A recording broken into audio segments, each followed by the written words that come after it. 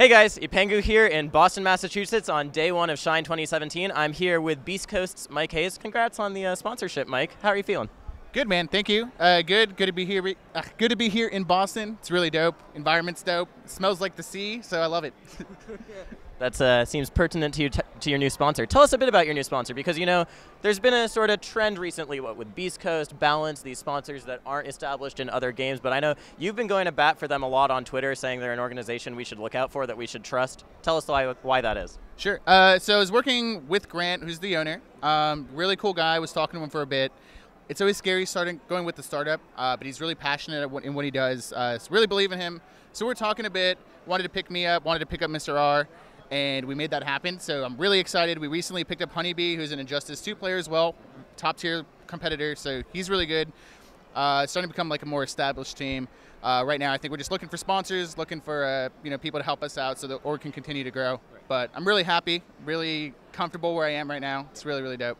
Well, you became unsponsored at the same time as a bunch of other players, of SoCal players. Hugs lost his sponsorship, not lost, but Selfless disbanded and stuff. And you were one of the first to get picked up. And I think that you're a really interesting person to talk to when it comes to sponsorship, because obviously you're a great player in your own right.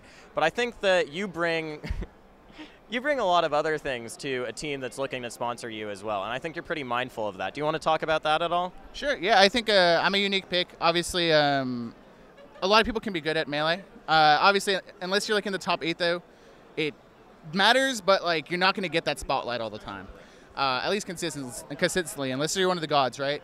So it's important to grow other aspects. It's important to grow your Twitter. It's important to grow your YouTube, your Twitch, and do different types of content in that avenue. I actually got picked up right before Lucky and Hugs became free agents. I had the inside scoop on their end. I'm like, okay, well, this is a good choice. I was happy with the offer anyway, so went ahead and signed. But I mean, it's scarier right now, right? Because those are two really hard hitters. They both stream. They both make content. They're really good at what they do.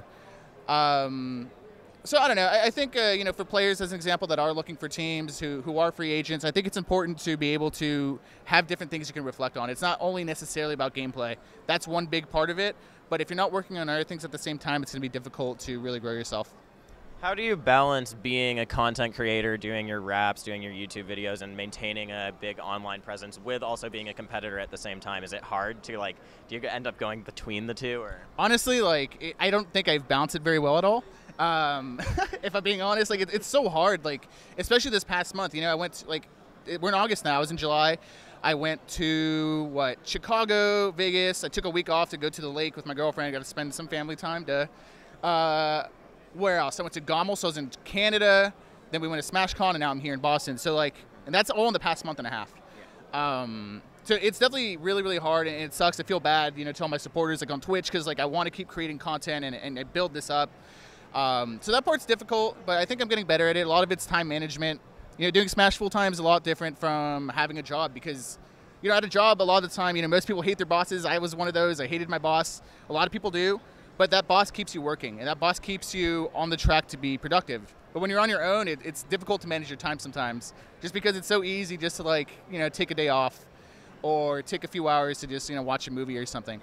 So that's something I've been trying to work on actually in the past couple of weeks, is just time management, focusing on health more, putting time into all that stuff, and just making sure that I'm putting time into the things that are important. Yeah, well, you've been on the grind, as people say, for I think a lot longer than a lot of other players, even top players. You've been trying to grow your brand, grow your audience, since before maybe even you had the skill level as a top player to get noticed. Do you think that there are that your persona or the perception of you in the community has gone through any shift because of that? I think so, because when I first started doing this, I started with streaming, and I was bad. I was really bad. I wasn't ranked, right? I was a noob. I was a random noob, and I'm just streaming. But I had help too. So West Balls would come over sometimes. Hugo would come over sometimes to play with me and would stream. And then obviously I became way better. But I think initially that initial shift from this guy's really bad to wait, he's pretty good, took a while to kind of get into people's minds.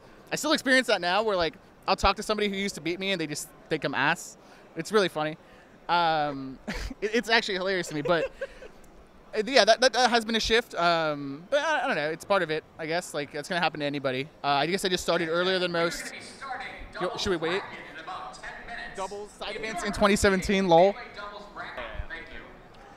I think I just started earlier. Like my goal when I was first starting to stream was just like I kind of want to document my improvement because I knew I was going to be good, and I knew like I'm one of those people that I really do believe if you put your mind to it, you can do anything you want. So I knew I was going to be good if I put in the time, and I just wanted to document that and show people that like you can get good too.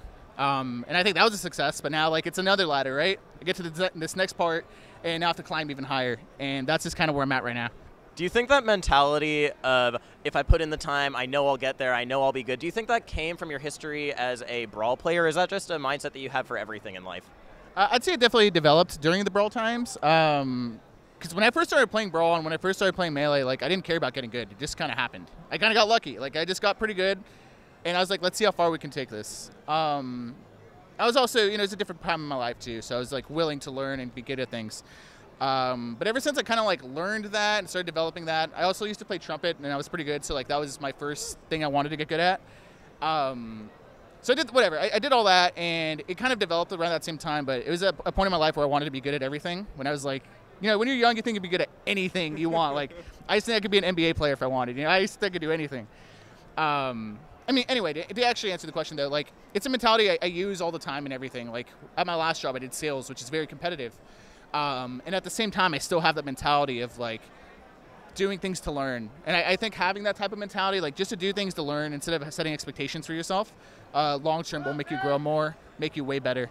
And you can carry it over to anything, right? Like I can do it in Melee.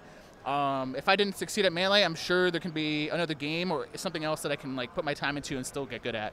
Whether it's gaming, writing, rapping, whatever I want. I think like, it's not an ego type of thing that like I know I can be good, but I think it's just a mentality thing. It's a mentality of like willingness to learn will get you good at anything you'd like. So part of that role that you have as player and content creator is that you're also a streamer, not just for your own stuff, but for other tournaments. And recently there's been some, we can call it controversy about your streaming in SoCal. Do you want to talk about that at all? Comment, give your perspective on the situation on the record?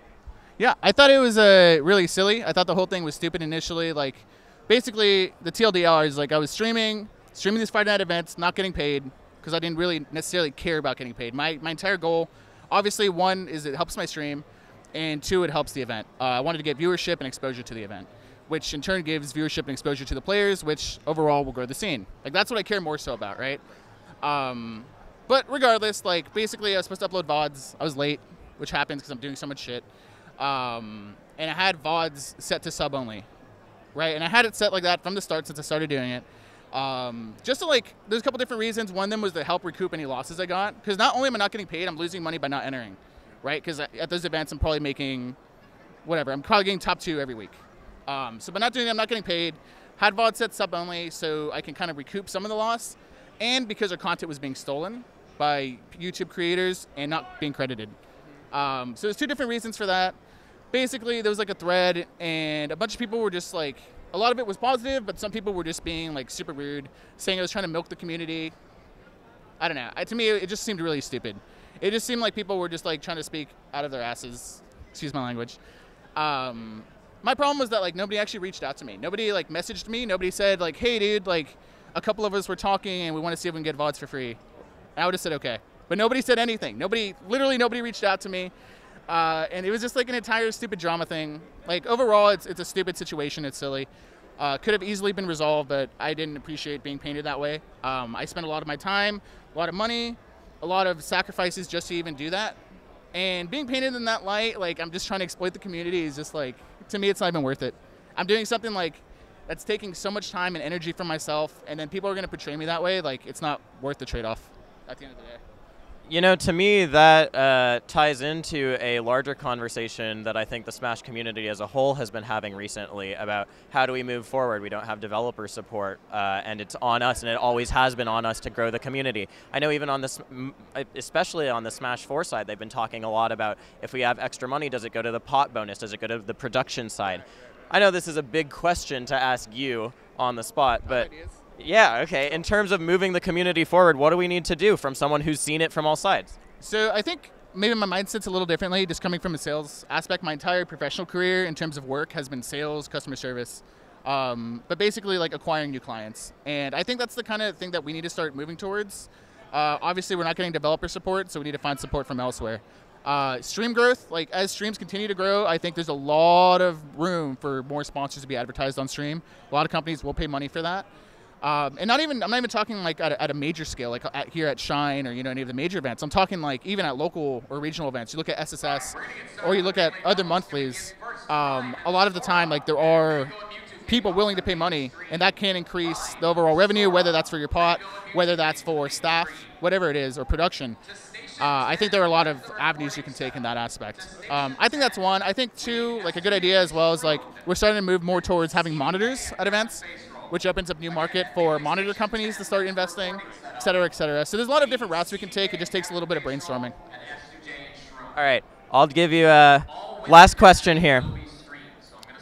There's a bit of a meme in Twitch chat. If Mike Haze were a farmer, he'd be Mike Maze. If Mike Haze were a goat, he'd be Mike Graze. What's your favorite? What's your favorite if Mike Haze Twitch chat copy pasta?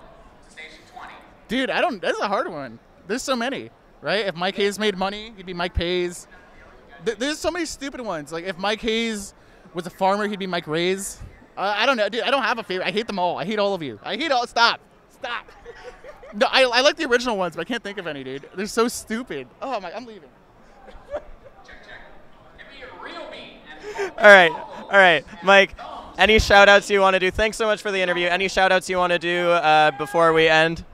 Shout outs, of course, to my sponsor, Beast Coast. Love you guys. Grant, I love you. Thank you. Shout outs to my team. You like the badge? I'm just kidding. Beast Coast, thank you so much for the opportunity.